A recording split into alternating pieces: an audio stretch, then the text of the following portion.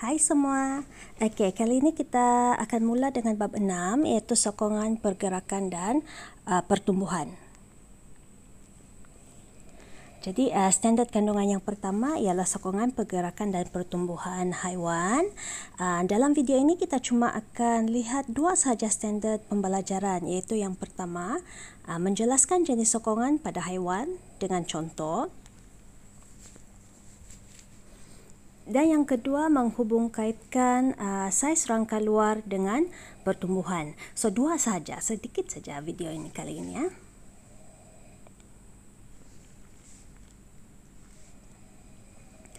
Jadi terdapat 3 jenis sokongan pada haiwan, iaitu yang pertama kita ada rangka dalam, kedua rangka luar, dan yang ketiga adalah rangka hidrostatik. Jadi kita akan lihat satu persatu. Okey, kita lihat rangka dalam dahulu. Jadi rangka dalam ini dia merupakan sokongan bagi semua vertebrata termasuklah manusia. Masih ingat haiwan vertebrata kan? Haiwan yang mempunyai tulang belakang. Dan rangka ini dia terbina daripada tulang ataupun rawan. Dan rangka ini peranannya menyokong berat badan. Selain daripada itu melindungi organ dalaman, mengekalkan bentuk badan dan menjadi asas pautan bagi otot. Yang mana ini seterusnya dia akan membantu pergerakan haiwan tersebut. Jadi contoh haiwan yang mempunyai rangka dalam antaranya yang ini adalah beruang madu, sunbear. Kemudian kita ada hornbill, burung enggang atau tupai. Okey, yang ini kenalkah? So yang ini adalah monyet Belanda kan, proboscis monkey. Yang ini tarsier ataupun kera hantu. Yang ini kenal apa kan? Ini katakan. Dan juga biawak. Okey, rangka luar pula. Jadi rangka luar ini dia memberikan sokongan kepada kebanyakan invertebrata. So tadi vertebrata, sekarang invertebrata. Yang mana dia terdiri daripada lapisan keras kitin yang berlilin atau cangkerang dan peranannya sama seperti rangka dalam iaitu menyokong berat badan, mengekalkan bentuk badan, melindungi organ dalaman serta merupakan tapak bagi perlekatan otot. Jadi dia membantu organisma itu bergerak.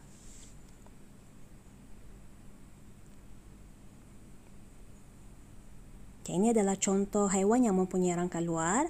Jadi kita ada rhinoceros beetle, kumbang badak, laba-laba. Yang ini yang selalu bising tu kan di lampu riang-riang. Atau cicada. Okey, yang ini udang galah. Yang ini kamu pernah nampak?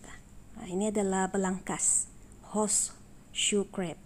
Dan sejenis kumbang lah, ini kumbang di hutan, biasa boleh jumpa di hutan. Okey, jadi rangka hidrostatik pula dia merupakan sokongan bagi haiwan invertebrata yang berbadan lembut, okey, ataupun tiada sebarang tulang di dalam badan. Jadi ini adalah keratan rentas cacing dan rangka hidrostatik ini dia terdiri daripada dinding berotot. Okey, dia ada dinding berotot yang mana dinding berotot ini dia akan melitupi rongga badan. Rongga badan dan dalam rongga badan ini diisi dengan bendalir. Dan bendalir ini dia akan mengenakan tekanan pada dinding berotot ke semua arah. Okey, dan berperanan dalam mengekalkan dan mengawalkan bentuk badan haiwan serta pergerakan haiwan tersebut.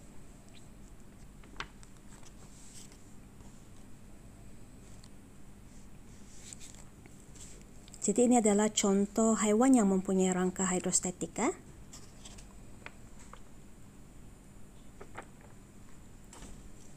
Okey, pacat. Okey, yang ini cacing tanah. Ini kamu kenal ni rasanya semuanya kan? Kita ada ulat beluncas. Yang ini gamat. Okey, si cucumber. Dan juga lintah bulan. Jadi semua lembut dan tidak bertulang lah, invertebrata. Next one, kita akan lihat hubung kait saiz rangka luar dengan pertumbuhan.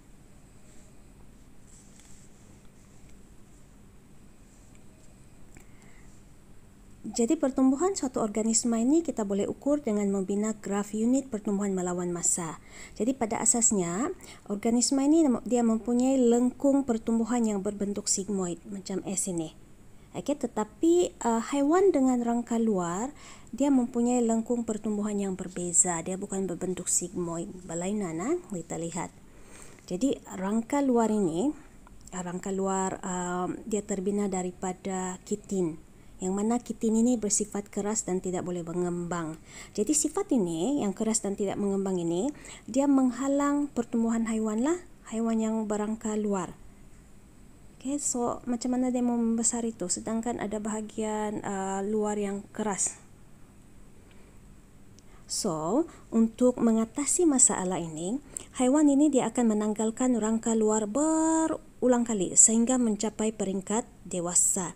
Jadi proses dia menanggalkan kulit ini kita panggil sebagai ekdisis. So, kamu pernah nampak ni kan di pokok-pokok? Okey, jadi raja ini dia menunjukkan lengkung pertumbuhan haiwan yang mempunyai rangka luar. Di mana peringkat ekdisis yang dialami oleh haiwan dia menyebabkan graf ini berbentuk seperti tangga. Di mana kamu boleh nampak bahagian menegak itu. Bahagian menegak itu dia menunjukkan pertumbuhan yang berlaku secara mendadak, iaitu semasa ekdisis rangka luar lama yang keras itu akan pecah dan kemudian penambahan saiz organisma itu akan berlaku. Okey, sebelum rangka luar yang baharu itu mengeras. Masih lagi graf yang sama.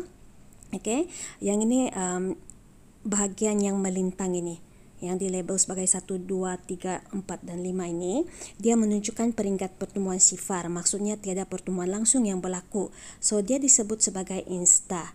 Okey, jadi sebaliknya semasa peringkat ini, rangka baharu yang lembut yang dibina itu rangka baharu yang lembut dia akan dibina di bawah rangka lama. Okey. So itu yang berlaku semasa insta. Okey, itu sahaja untuk video kali ini guys. Thank you very much. Stay safe. Bye.